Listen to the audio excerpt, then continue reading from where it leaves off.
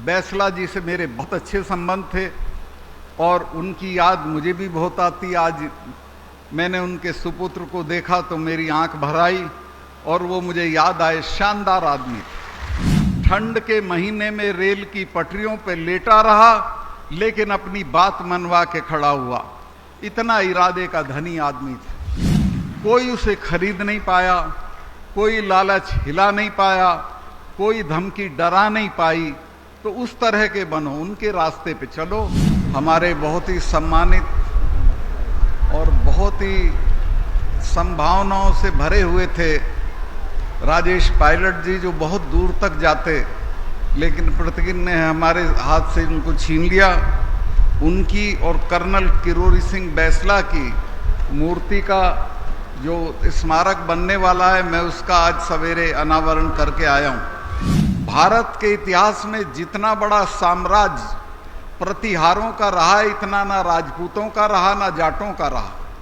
बहुत बड़ा साम्राज्य था।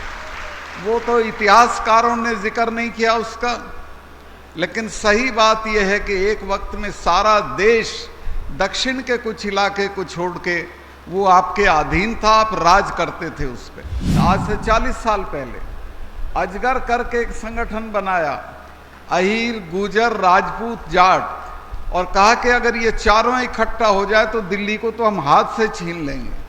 तो असली जो जरूरत है इस वक्त वो एक ही है, एकता की जरूरत है। 15-20 दिन पहले जो बेनीवाल है, वहां का एमपी है नागौर का, उससे किसी ने सवाल किया तो उसने छाती में हाथ मार के कहा कि हाँ, मैं गुजर चीफ मिनिस्टर की हिमायत करूंगा और गुजर को चीफ मिनिस्टर बनाऊंगा। सुनने के लिए बेताब हैं, जो शिक्षा की बात करते हैं, सामाजिक सुधार की करते हैं, देश में किसानों की बात करते हैं, न्याय और ईमानदारी की बात करते हैं, जिन्होंने कश्मीर से धारा 370 हटाकर देश का सिरमौर मुकुट जिन्होंने बनाया है और जिनके रहते हुए कोई गोली नहीं चलानी पड़ी, सारे आतंकवादी खत्म हुए, सेना और राज का इकबाल कायम हुआ है, पुलिस का गौरव बढ़ा है।